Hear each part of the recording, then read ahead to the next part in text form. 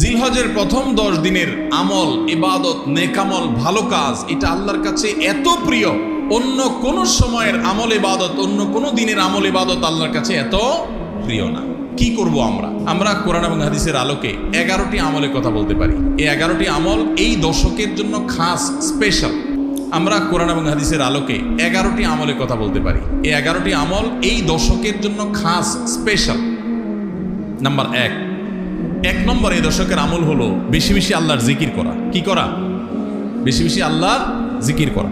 এই জন্য এই দশকে আমল করলে আল্লাহর কাছে এত প্রিয় যে অন্য কোনো সময়ের আমল আল্লাহর কাছে এত প্রিয় না। এই জন্য এই দশকের দ্বিতীয় আমল হলো বেশি বেশি নেকামল করা। বেশি বেশি কি করা? নেকামল করা। 3 নম্বর এই দশকের করণীয় হলো সকল গুনাহ থেকে অন্য সময়ের চাইতে এই সময়টাতে বেঁচে থাকার জন্য বেশি সচেষ্ট থাকা। গুনাহ তো 12 মাসই আমরা করব না, কিন্তু এই দশক গুনাহ না করার ব্যাপারে চেষ্টাটা একটু বেশি থাকবে। 4 নম্বর আমল হলো যাদেরকে আল্লাহ তাআলা সামর্থ্য দিয়েছেন তারা হজ করবেন। এই দশক হজের আমলের মাস, আমলের দশক। এই দশকেই তো হজ হবে। অতএব যাদের তৌফিক দিয়েছেন আল্লাহ তাআলা তারা কি করবেন? হজ করবেন। এটা এই দশকের আমল। এটা হলো 4 নম্বর আমল। 5 নম্বর আমল হলো যাদেরকে আল্লাহ সামর্থ্য দিয়েছেন তারা এই দশকে কোরবানি করবেন। কারণ কোরবানি এমন একটা আমল, নবী করিম সাল্লাল্লাহু আলাইহি সাল্লাম মদিনা হিজরত করেছেন, এরপর থেকে প্রতি বছরে তিনি কি করেছেন? কোরবানি করেছেন। আল্লাহ নির্দেশ করেছেন ফাসাল্লি লিরাব্বিকা ওয়ানহার, তুমি তোমার রবের নির্দেশ পালনার্থে নামাজ আদায় করো এবং কোরবানি করো। এই জন্য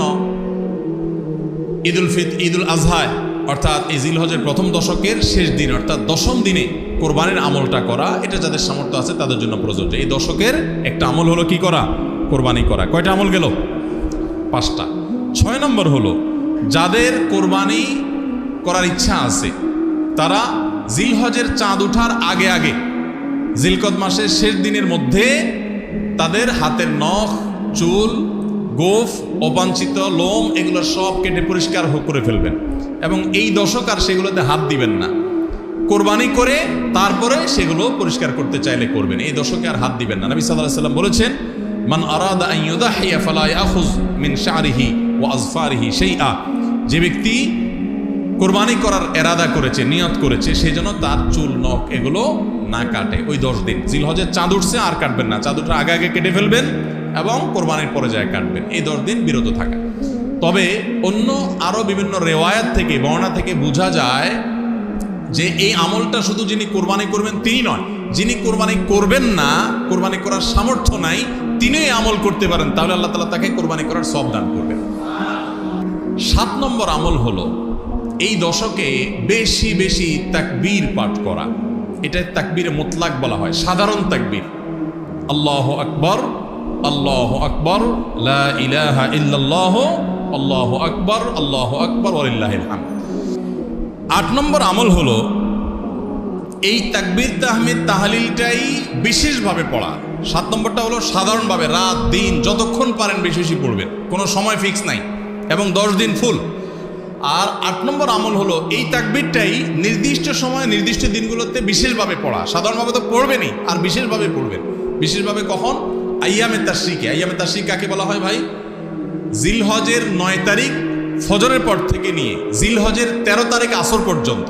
জিলহজের 9 তারিখ ফজর থেকে নিয়ে জিলহজের 13 তারিখ আসর পর্যন্ত প্রত্যেক নামাজের পর সবাই যার যার জায়গা, পুরুষরা সরবে আর মা বোনরা বাসা বাড়িতে নীরবে তারা তাকবীর পাঠ করবেন। আল্লাহু আকবার, আল্লাহু আকবার, লা ইলাহা ইল্লাল্লাহ, আল্লাহু আকবার, আল্লাহু আকবার ওয়ালিল্লাহিল হামদ।